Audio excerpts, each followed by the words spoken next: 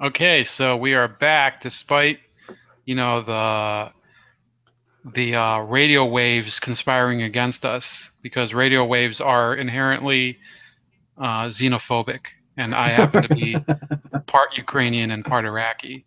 Oh, sweet. So yeah, and That's the radio serious waves hate business. that, you know.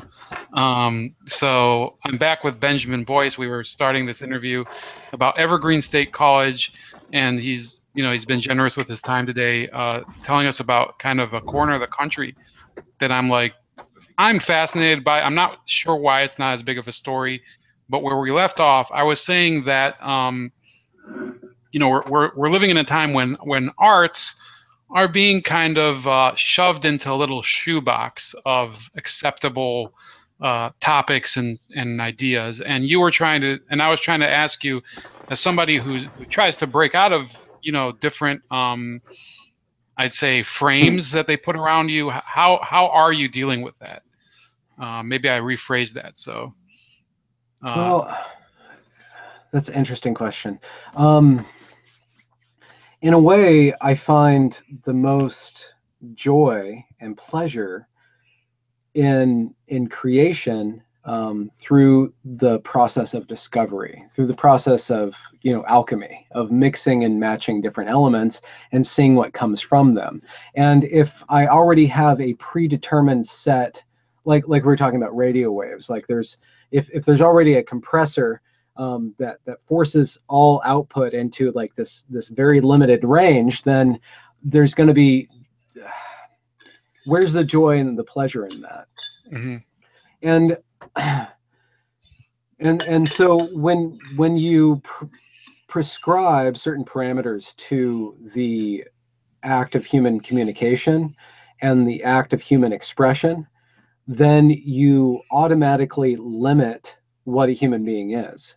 And that begs the question, do you know what a human being is well enough to say that you can actually accurately encapsulate what a human being is, whether in their behavior, whether in their speech, in their propriety, in their morality?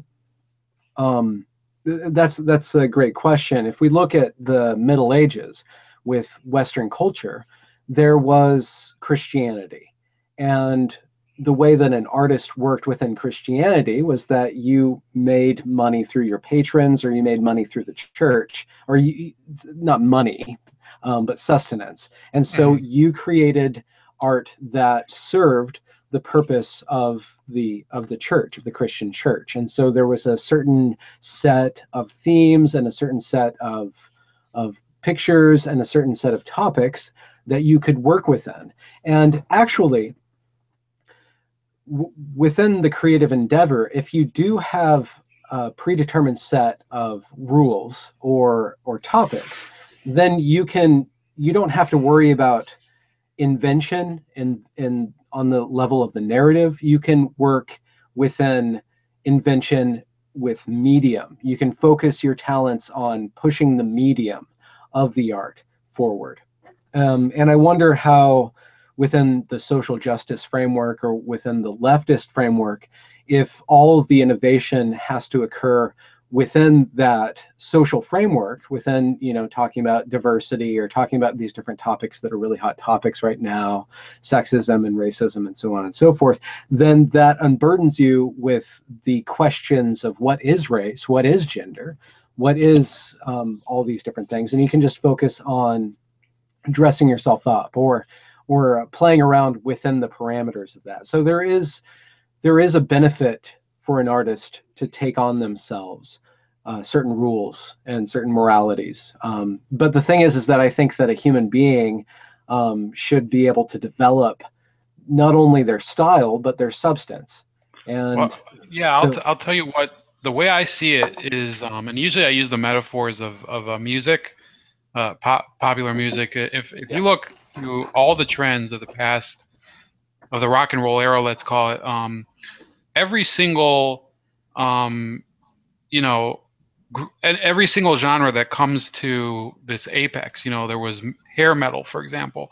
For a long time, people probably thought hair metal is this is the and there's some great hair metal artists. And then there was the grunge revolution, which we touched on briefly in the last segment, but automatically the vast majority of these hair metal bands were like the dinosaurs. They instantly, it was their meteor. And the same thing happened with Motown. It got replaced by more of a disco sound and other more electronic forms of R&B. And unfortunately for these SJWs, I think that they have this notion, and you lived with them much more closely than I did, so correct me if I'm wrong, but I think they have this notion that they are creating the final stage of human society that is to never be broken from, because otherwise that would become unjust. So what's your take on that? Here, disagreement My here. take, Yeah. no, I'm gonna disagree with you. I think Yeah. that they aren't thinking in a creative manner. I think that my experience of the very few that I've met and watched and been studying is that it's an entropic, or they're concerned not with creating something, but with dismantling. The stress is always on tearing down the power structure, tearing down the oppressive structures and the systems of oppression and this and all that stuff. So I don't think that they see themselves as building something yet. I hope that they get to the point where they're like, okay, we need to produce something positive. And I think that very quickly, the feedback that they're going to receive is that they cannot progress any further until they actually start giving solutions to that. And unfortunately, Evergreen isn't there yet. I just went to a rally that they had last week, and it was an inclusion rally. It was a time to get connected with the community, but the way that they framed it was that the Evergreen uprising, to use their words, was a positive. It was a great outburst of very necessary change. And what we're going to do now is tell this story where we had one bad actor that we're all against. And he epitomizes, Brett Weinstein epitomizes the evil in these structures. And so this rally of inclusion became this rally of exclusion. He was there. It was borderline religious, going back to the Middle Age. They were continuing with this witch hunt where they had the guy who symbolized. They even called him Trump, which was fascinating. I'm going through the audio now. My take on this is and the Middle Ages is just as good of an analogy as what I'm saying. I was reading about the Cultural Revolution in China. I actually spoke with somebody who's, he had his, he's from China and has, some deep studies on it. And what it reminds me of is Liu Shaoqi, the Chinese president, who was within a day deposed and shamed publicly and mocked, and and as an old person, which in China used to be taboo until Mao, was disgraced and basically paraded through the streets like in like Game of Thrones. As so far as I know, I don't watch the show, so I know there's a scene in there, but this is a public humiliation that is characteristic also of Maoism. It's true what you said too, the witch hunting. I think that there's a lot of totalitarian or authoritarian cultures that they embrace that idea that in order to maintain control, you must have an enemy that you can focus on, and the closer the better. And I'm glad that you brought up Professor Weinstein, because I didn't want this to be entirely about him. I wanted to be also about you personally as a person who Ramon, yes, sir. It's all about Brett Weinstein. So let's talk about. Are you being sarcastic there? I'm making fun of his critics. They say Okay, but Brett Weinstein. What happened with that video? I've seen it before with that Nicholas Christakis at Yale had a similar incident where he was just publicly shamed. There was one and then there was the Mizzou case, which wasn't a professor being shamed, but a professor going just batshit crazy in front of a camera in order to get another, in order to harass a student. But you were at the school. You saw this woman who you describe as the Red Queen. Very interesting analogy. What is it, to Alice in Wonderland, right? So how many people would you say of the faculty are closer to the Weinstein state of mind, and how many are closer to the Red Queen state of mind? The I'm gonna go full on for this social justice warrior stuff. The I it is my feeling, because I don't have proof of this, that there's a dark matter that is bigger than either of those things. There's the majority of the faculty and the staff and the administration of Evergreen is kind of for Weinstein and is kind of for equity, but they just want to do their job. And so you don't see a lot of speaking out.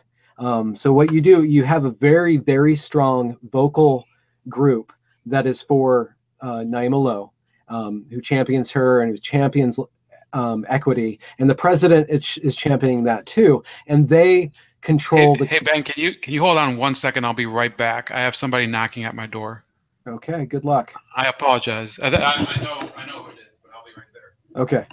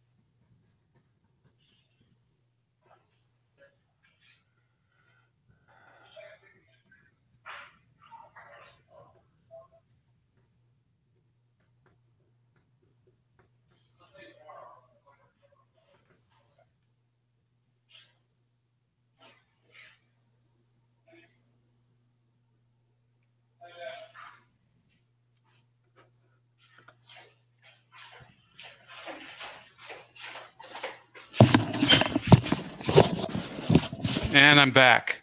And he's back. Did you get a fun package? Yeah, I got we do a family Costco thing, so I just got my delivery from my dad. Oh, awesome. Yeah, he didn't text me. I asked him to text me if he's coming, and then he just shows up and knocks on my door. Oh, But Dad. I love my dad, so you better. Yeah, or else I don't get any Costco. Or you don't get any Costco. Right. Here's your pretzel sticks. Yes, sir. Anyway, sorry for these interruptions again. It's fine. But yeah, you were talking about Naima Lowe and this cadre of people around her. You know, is that like a real working group of people? They're very tight and they're very strong. I was surprised. This is kind of sensitive, so I'm going to try to tiptoe around this, but I was going through my Facebook feed last night, and I saw a photo posted by a staff who works at Evergreen, who I greatly admire. I deeply admire. And it was a picture of me with Brett Weinstein and a current student. And he called us the frat boys showing up to the connection event, having some sort of narcissistic sub rally or something. And it rather shocked me. But he was sent that photo by another one of the coterie of the equity canoe members. And so I didn't realize it until that moment, until last night, that not only have I been kind of walking dangerous territory, but I'm very much upsetting people at Evergreen. I'm basically persona non grata number 2 behind Brett Weinstein. And it's very interesting, if you listen to their rhetoric, even when they don't talk about me directly, they'll talk about this right-wing organization who's making videos, or like these videos that have funky music and it's very poppy and it's very entertaining, and I'm disparaging equity, and well, not I, but this right-wing organization is out to get Evergreen. And in a way, I'm not out to get Evergreen. I benefited immensely from Evergreen, but there is a pernicious ideology that I strongly disagree with, and I was never given the space or the opportunity to speak about that while I was there. I was never given the opportunity to disagree with the fact that I have an issue. I need to be explained why I should tell everybody my gender pronoun. And that's just the hot topic, but just like that, everybody all of a sudden last year had to say their gender pronoun out loud. Like, nobody talked about that. We didn't have any discussions. It was just enforced. It was something that a group of students demanded, and so they implemented right away. I'm like, I don't agree with the method of this being implemented, and furthermore, I still don't understand why I should be doing that. But that's just a side channel. Well, I mean, I think to respond to what you said, and that's an impression that I think I'm hearing more and more around the country. These people that are being lumped in with right wing. You're not right wing. I am. If you're gonna, that's like Well, I see, have. Well, even me talking to you makes me right wing. The problem is, I've never cared about being identified. I believe what is my belief system. I don't care about a right or left definition. I believe in a free market system. I believe in freedom of the right to bear arms. Hot topic today. I believe in. I don't really care about a lot of the topics that the gender studies things. I do believe in that we should have English education as a foundation, even though I do speak other languages. And I'm fine with people who have a rebuttal point. I've talked to people who are for universal health care. And I think that it's great to have people kind of get at loggerheads over an issue, and develop real real quote unquote conversations. The word conversations become kind of retarded lately, just like the word retarded. And the problem is if you say words like that, they get more bent out of shape than they do about what happened last year, for example, or I think it was this year, with those kids who tortured a mentally handicapped guy in Chicago. They don't care about that. They'll rationalize that. But if you say something, if you say the wrong word, they will get very bent out of shape with it.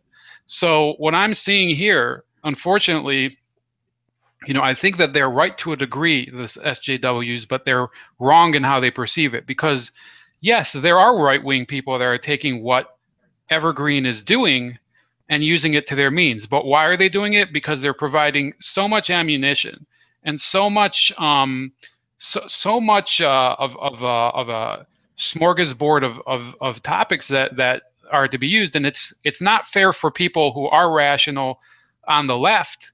I remember Christopher Hitchens was, you listen to him talk, and this was a guy who could spell out his case for whatever, his atheism viewpoint and his viewpoints on.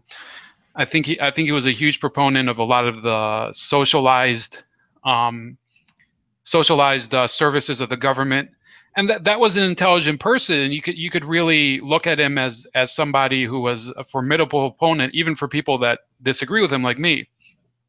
Those people are being really overshadowed and even smothered by this culture that I've seen you expose in your videos.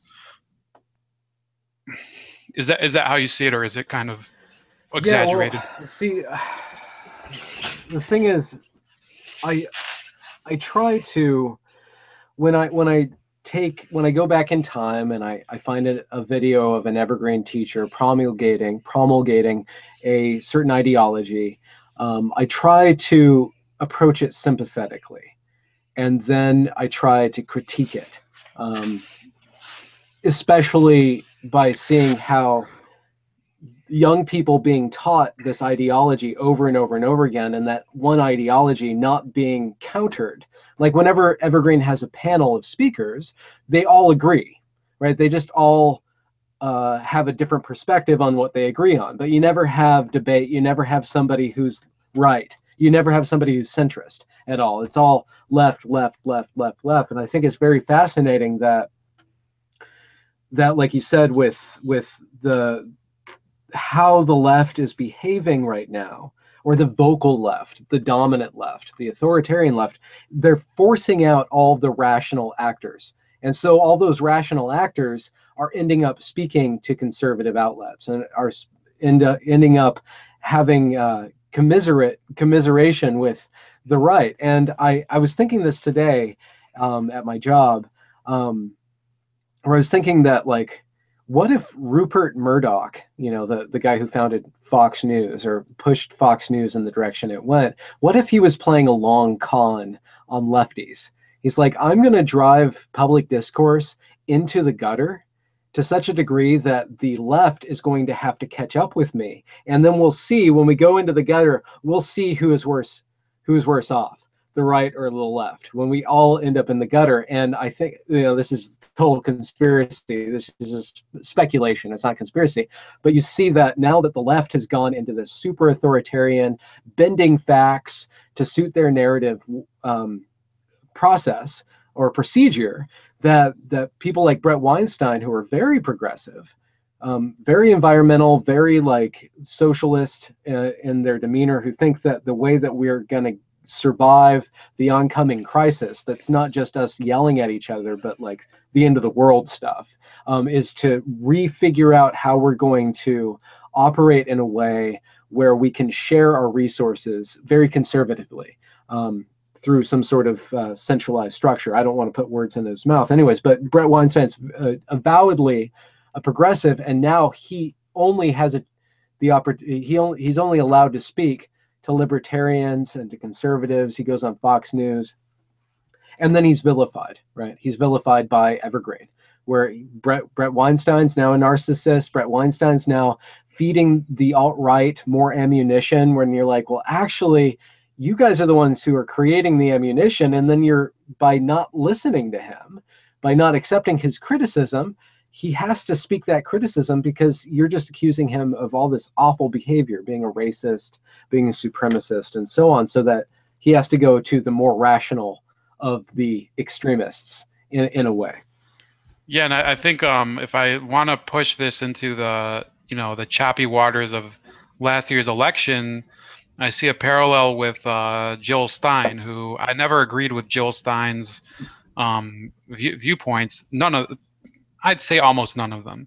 Almost none of them. But I a lot of the way that the Democrats and the establishment left dealt with her was really kind of disgraceful, and to the Sanders case as well. But I made a point of saying, last year during this race, which was just out of this world, people kept using this stupid word, this candidate is not ready. He doesn't have the tenor for office. Usually Donald Trump, but they said the same thing about Gary Johnson.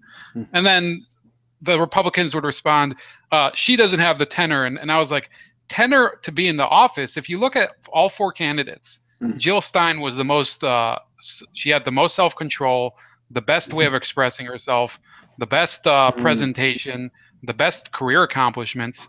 So if you're only going by that, by style points, you should vote for her. She's a fantastic, she seems like a fantastic lady.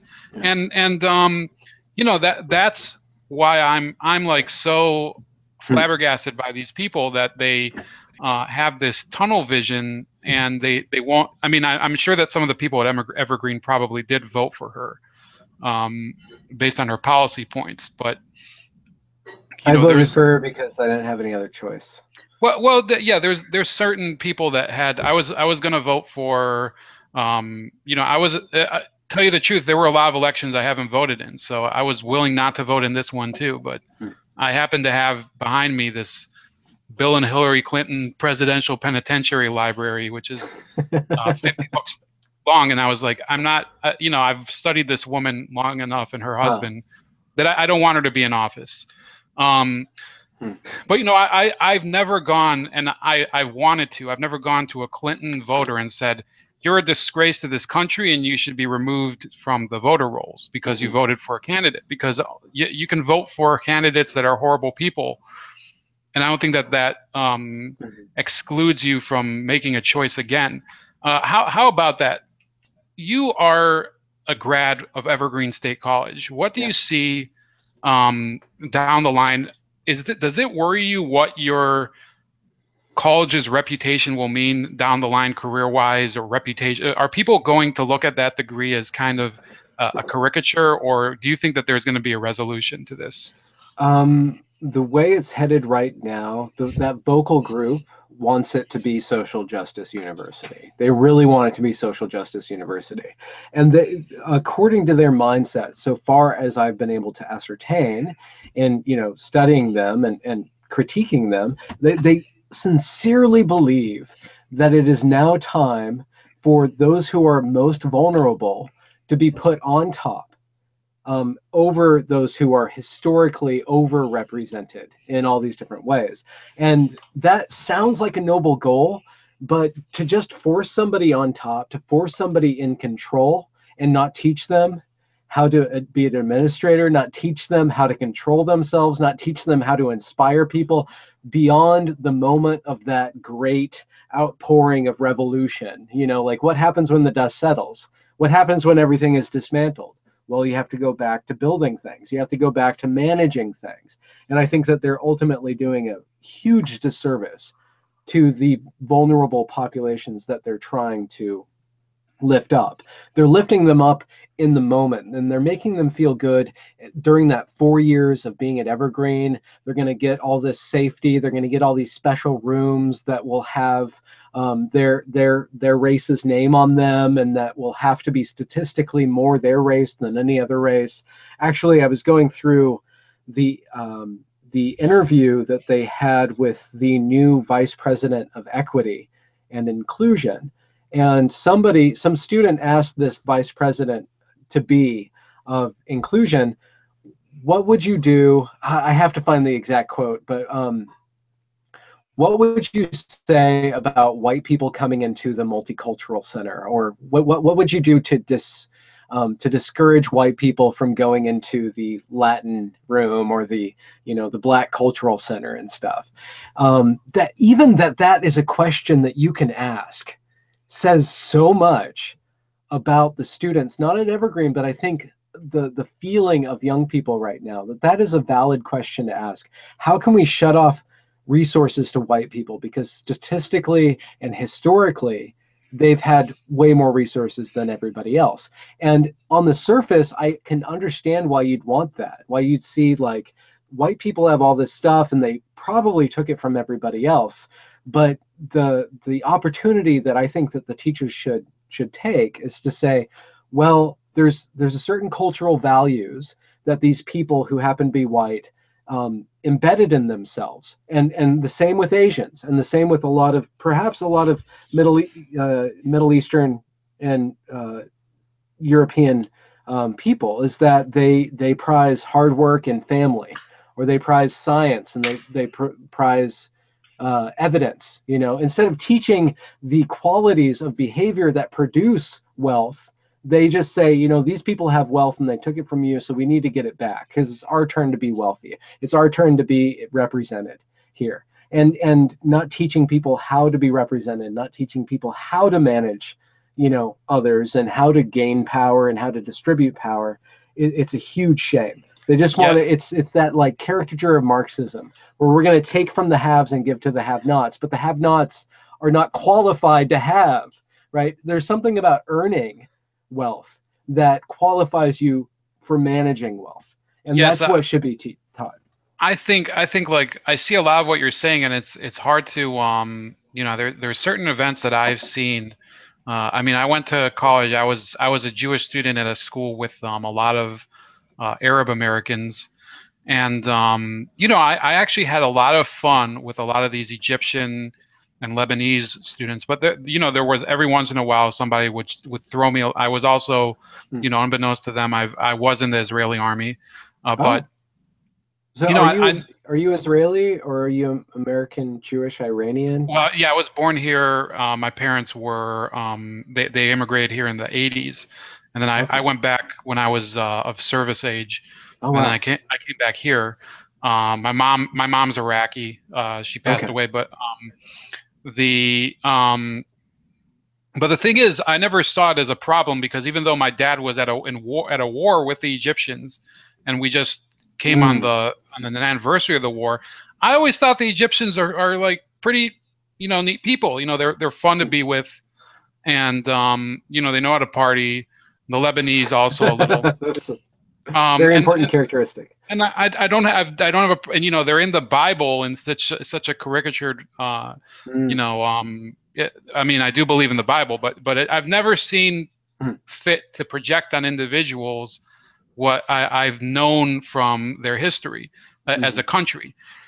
Because if that it was to be done to me, then it was, it's happened, yeah. and with tragic circumstances, and Mm, such things happen all the time now at these colleges. You see, um, just this like you said, this projection of Marxism. I think it was called critical race theory when it started out, and what they do is they try to explain all the inequities in society as a result of some sort of swindling or yeah. violent Yeah. coercion. Yeah. It's entropic. Right. It's zero sum. It's nihilistic. You And never create value. You can only ever rob other people of value, which yes, is just like what? so in order to set up their own desires to coerce others, they have to lay down the foundation by calling for the coercion of others. So this has happened already in Zimbabwe, Mm, in Uganda, in China, mhm, and it hasn't been. And I'm not a person for restoring apartheid, but when apartheid ended, the idea was to create a society where the barriers for racial participation were mhm, removed. It mhm. wasn't in order to create a new barrier for a group that had previously imposed those Yeah. barriers. Yeah. That's the way. And I remember reading about Mm, apartheid ending. It was, not when it happened. I was probably only 8 years old, but only a few years mhm, later. And the way that these students are treating it now, they are taking the position of the most radical factions of those struggles that were, they were the other extreme. And I'm not one of those people that says moderation is the key to everything, but mm, you cannot go and justify coercion, in my opinion, by using other people's coercions on. I just wrote a piece mm, about that, about the Ukrainian genocide, that despite all the discrimination that my father's family is experienced in Ukraine and persecution, I can't justify the Ukrainian genocide. It's a mm. horrific event for all history.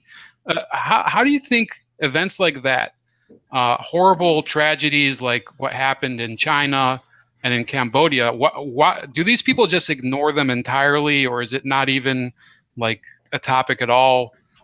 Like how do they reconcile themselves with that? This is very uncomfortable to bring up. I found video that was from an event that was held 80 days before the protest, where it was a designed event and it was for TRIO or Upward Bound, which is a part of the college is to help minority and disadvantaged low-income students to get into college and then be successful through college. And the person who's head of that department set an event where he invited a bunch of high school seniors to the campus, and then he had a bunch of college students or college graduates talk about their history and their time at college. And every single story was about the historical oppression that occurred to their ancestors, right? So you had one person, one young man, he was Cambodian, and the video is called Evergreen's Devolutionary, if you want to look it up. But there was a young Cambodian man who talked about when he was in seventh grade or eighth grade, the police came into his classroom and told him and his other Cambodian friend to come outside, and they were all lined up against the wall and patted down, right? And this happened in America. And then while this young man was talking about that to the students, he's like, well, when I was lined up, I remembered Cambodia. And I remembered my grandfather's experience of being taken out of his bed at night and lined up. And if somebody had glasses, they were shot. And if somebody was a doctor, they were shot, you know, and all this huge massacre occurred. The Khmer Rouge came through and just like decimated, I don't know the number, 1 million, 2 million people, but it was this huge massacre. And so they're taking this massacre that happened in history, and then they superimposed it over a racial, profiling event in America. And in this event, what the leader of Trio did was he took the past, even went back and showed photos of the 1959 Alabama, where there were black people being chased down by dogs, where there were white people holding up signs saying no blacks, we don't want blacks, or we want segregation. And what this guy did was he designed an entire event where he took these racial tensions of the past, and then he said, this is still with us right now. This is still what people think right now. You think that it's gone, but all this stuff is alive and well right now. And in the video, there are people who are key members of the protests, like listening to this and seeing and being taught that revolution is the answer. Revolution is the answer. We are surrounded by racists, by oppression is in every corner of the world, and what we need to do is have an uprising and overthrow it to build our new, better world. And in that video, I basically make I advance the argument that the world is not perfect. Society's not perfect. White people aren't perfect. America is not perfect. All these things are not perfect. But to say that they're as bad as they used to be is not going to give you the tools to correct what is imperfect right now. We really need to develop a refinement of our attention and a refinement of our skills to really pinpoint the very small instances that are holding people back. And not only in the systems that we're embedded in, but what holds us back inside of ourselves. But to project that there's this big enemy that we need to overthrow, it's horrific.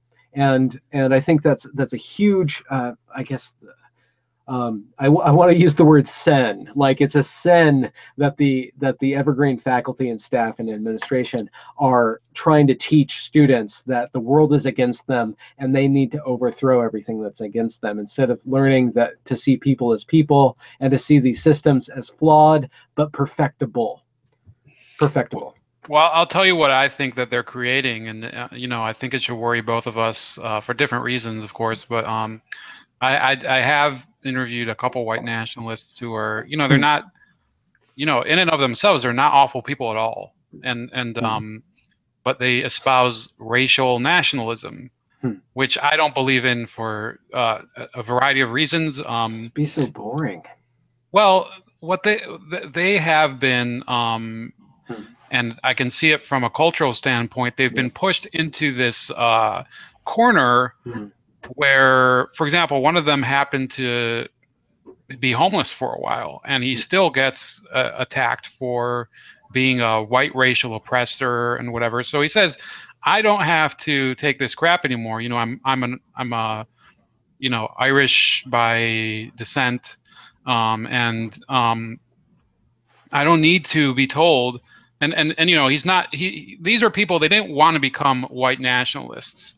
I don't think people set out necessarily to pick their political leanings, but because of the atmosphere, and he's from the Seattle area, he said that, and he's really kind of lost his bearings because of it. He's his resentment for this society that, it's starting to characterize him as some sort of malignant tumor. I don't think that he can function anymore. I mean, he's talking now about losing his job and being evicted because he's a white nationalist. But it's a chicken and egg argument. Are you being persecuted because you're a white nationalist, or does your white nationalism cause your persecution? I don't know, but and I've kind of hinted to him, in terms of taking care of yourself, it's a horrible idea. You live in Seattle. Seattle's not good. It's not the ground zero for Huh. the new Reich or whatever. But I think that just like I can look into what's going on with a person, and beyond just the views that he expresses, I would expect that these people at Evergreen could at least try once in a while to entertain the possibility that somebody has a difference of opinion with them.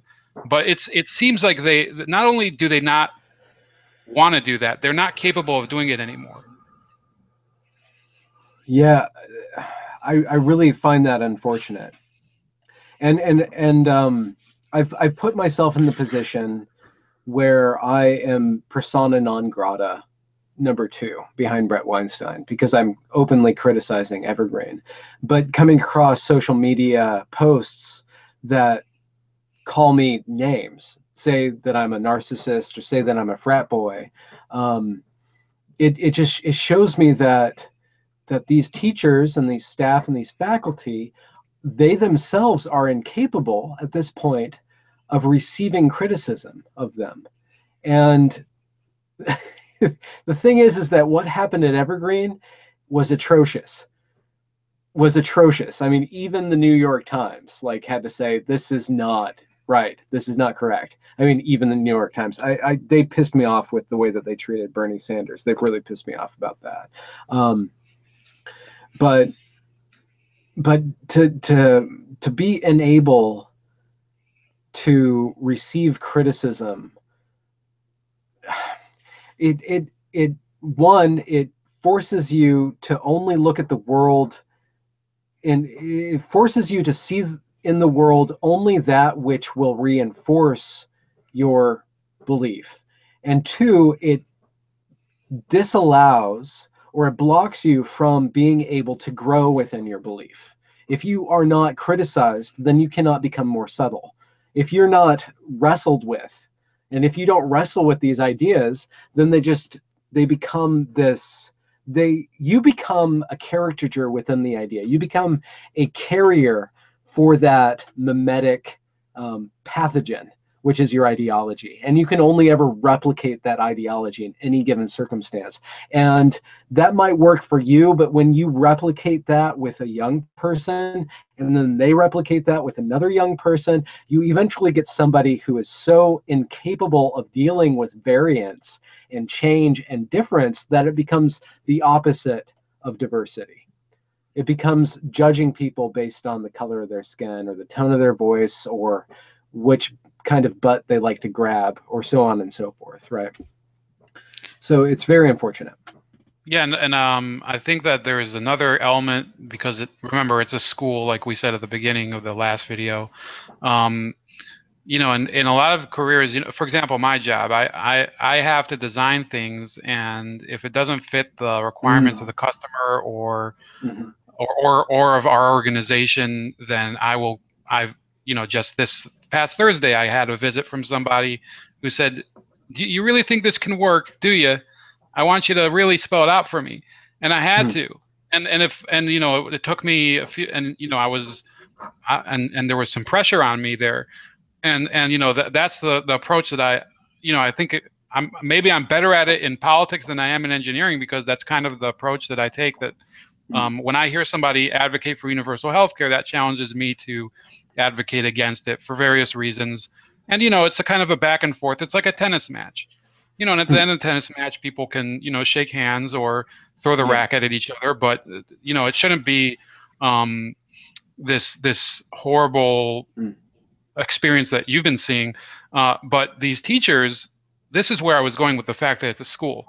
They're there to serve the the learning needs of people that come there in order to get an education. They're not there to just spew their own feelings and aspirations for what they are trying to build as personally. They have to Hmm. They have to. It's just like you can't build a house on nothing. You have to build it on earth that's there, even if the earth Hmm. isn't fit to be part of the house. That's the way Hmm. I see it, kind of. And Interesting. I don't understand how people can go to a job and act like that. And you know, let's. I mean, I know we've been running long, so do you want to finish up in 5, 10 minutes or? 15 or Okay, so, whatever's so good. um, let's start to move towards the end. But in your personal interactions with these teachers, did they behave the way that they seem to behave on these videos, or is it kind of just a stage presence that they have sometimes? Well, okay, it's the Pacific Northwest, Mhm. so it's kind of like endemic of this part of America where we very much avoid direct confrontation. But there is a critical mass, like a stage presence, I guess what you're saying, where once people are given the microphone, like there's a certain expectation of what they're going to say. And they can go very far with what they say as long as they hold that microphone. But when you sit down and talk with them, they're always going to be amicable with you. Not with the students, but with the professors. Um,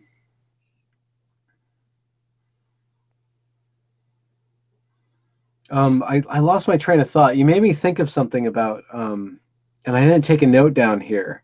But with design, I love your idea of like the building a house. Like you have to build it on something that's there, even if what's there is not a part of the house. I think that's beautiful. I was one of the critiques that I've met with that isn't just an attack, but a critique is say, well, you're championing Western culture, you're championing this thing you call rationality, but isn't that just as arbitrary as anything else in the world? Aren't you just going on some sort of belief yourself? Isn't every belief just as valid as any ever given belief?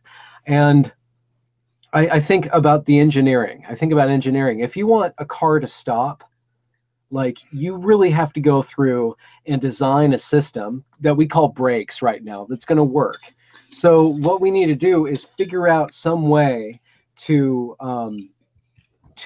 take our fantasies about relativism and apply them into what works. And what works within the humanities is the outcome of behavior, is how people act and how people treat each other and how people speak to one another and how people see each other. That is the proof or the break system or whatever, like the house of the humanities. So you go into the humanities and you're dealing with art, you're dealing with history, you're dealing with literature, you're dealing with all these very fluctuating, very emotional, all this very emotional behavior.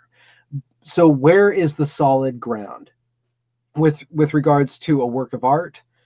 What the proof of a work of art is the impact that it has in the moment of its reception and then how it reverberates in the experience of the person who observed that work of art. With regards to an ideology or sociology or a philosophy of life, such as critical race theory, such as this equity stuff, you judge it based on the fruits, right? This is like you were saying, like you believe in the Bible. I'm gonna point to the New Testament. I don't know if that falls within what you call the Bible, but by their fruits you shall know them. And I really do think that it's an uncomfortable truth. No, it's not a truth for them, but it is a fact that the Evergreen Spring or the protest in the springs, in the spring at Evergreen, was an outcome of a certain mass of students believing in this ideology. And I really do think that this ideology that's being taught is very similar to what happened in communist China. It's that you denigrate your elders and you denigrate the system, and then you're not going to have to build anything. So you just keep on, like if you watch the video of there's these fourth floor meetings where George is in front of this huge group and they start giving him their demands, and then they just start ridiculing him and telling him what to do with his hands and telling him that the parking fees are too high and telling him he's racist and making fun of him and yelling at him because, like, at the end, it's not a constructive philosophy. At the end, it's not creative. It doesn't want to create anything. It just wants to destroy. And I think that that the proof is in the behavior of the students. And I don't want to blame the students. I don't think it's necessarily their fault. I really do think that it's the fault of the system, this systemic ideology that they've been given. Yeah, and it's very. I mean, I'm glad. I don't think that there's a lot of things we'll agree on terms of if we actually were going to talk about politics today, I think me and Benjamin would probably not have many common points. But if we're talking about this, yeah, I think the comparison to China is that's really exactly what I was going to bring up. And now that he already did, we can move on. But the thing that I'm trying to wrestle with is that character of George. What's his last name? Um, Bridges. Bridges. And I saw the video. I think you posted it either this week or last week of the previous president coming for a ceremony and getting hounded because it was the day after the Trump election. Mm-hmm. And this guy, he comes there, didn't really seem like an aggressive type. And they're just, yelling at him. He was the former president of the college. Was he the first black president of the college? Or maybe, I don't know though. Well, in any case, this guy seemed like he was the ultimate embodiment of the type of accomplishment that you would want from somebody at I mean, correct me if I'm wrong. That's the type of guy that I think that the college would most want to produce. And they just treated him like some sort of pariah. And this George Bridges character, can you give me your impression? Do you think he's actually just some incompetent hostage over there, or is he part of? Is he fully committed to their line of thinking? Okay, I need to make a personal statement that it is part of my belief system that I don't want to judge a human being. I don't have the capacity to judge a human being. I can judge somebody's performance, though. I think, and especially in a leadership capacity, especially within a state institution, it's incumbent on me as a citizen to judge and to kind of make judgments on their performance. And from what I've seen, his performance is that he changes his behavior to suit whatever the room requires of him. He very much allows the feeling and the dominant feeling in the room to control his behavior. And I think that's the opposite of a leader. I think that gives rise to very just with that fourth floor meeting, because he did not provide a cap, because he did not say, we cannot, this is the line, you cannot move past that line. He did that once. He tried to do that. Hey, we're not going to do this anymore. And then they started yelling at him and he backed down. So because he didn't give that threshold or that ceiling, I guess, where's my hands? They just kept on going up and up and up and up and up and up and up and up and up. And they spiraled out of proportion. And I don't think he's capable of, and actually I have documents that prove that he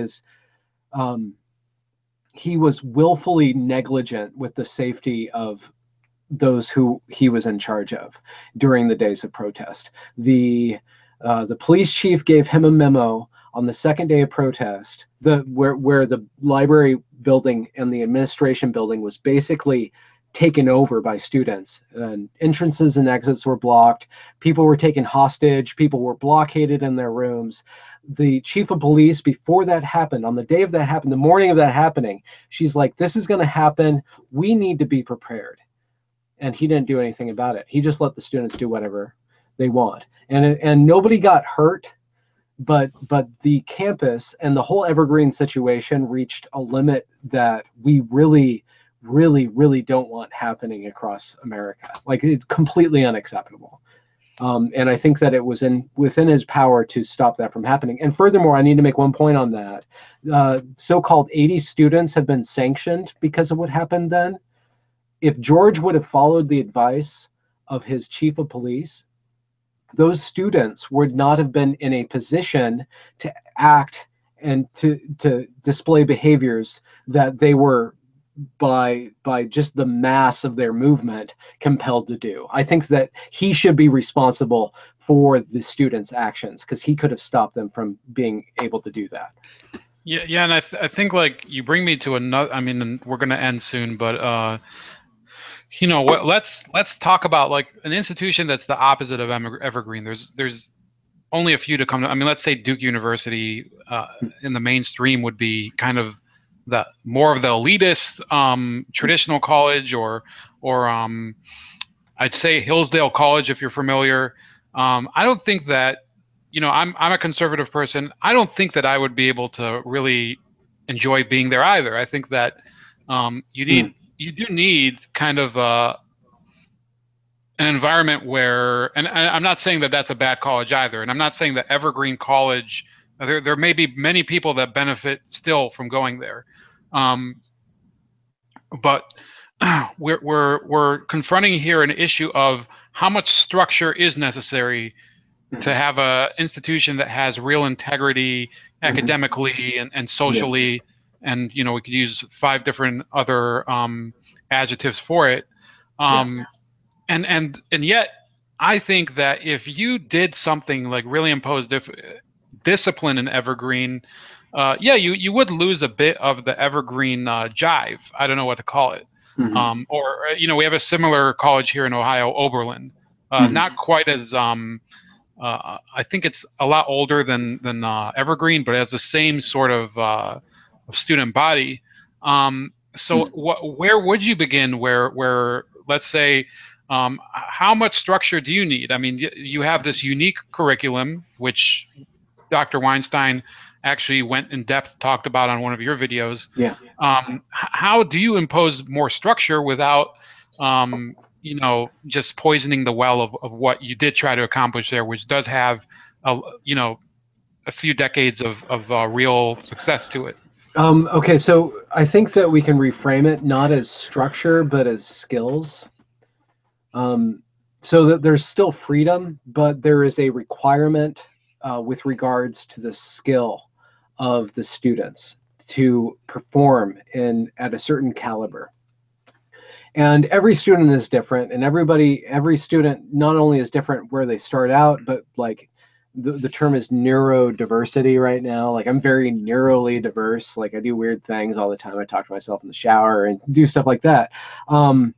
And there's a way to inspire structure, to inspire self-regulation by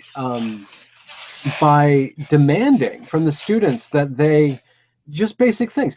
They communicate well, and that they think deeply, and that they see things in multiple different angles, so that they are not adverse to challenge.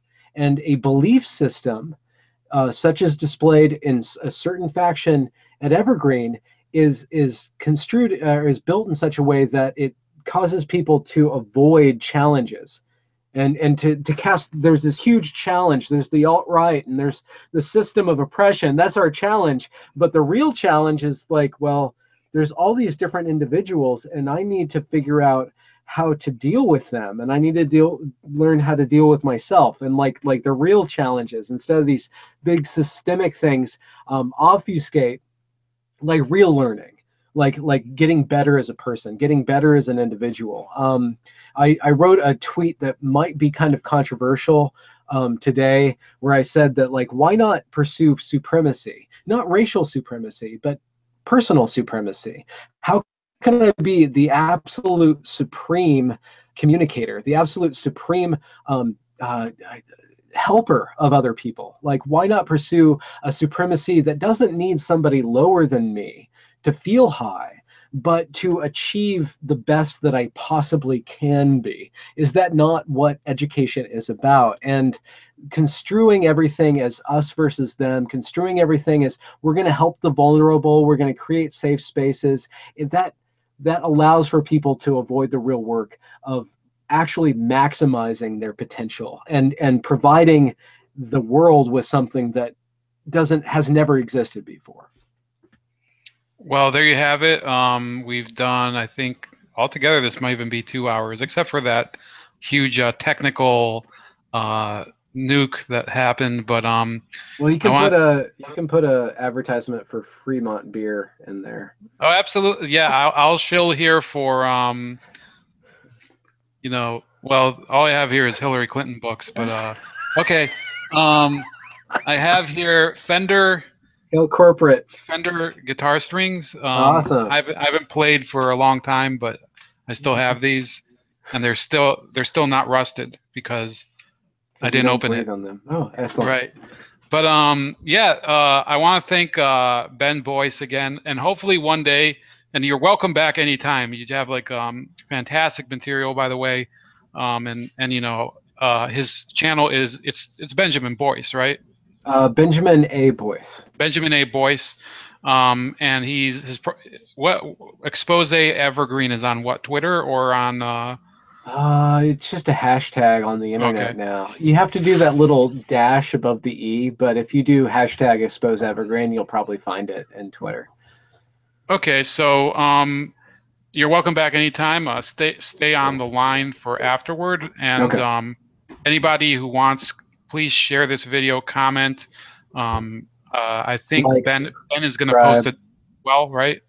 Are you Yeah, gonna? I'll do a little advertisement to send people here.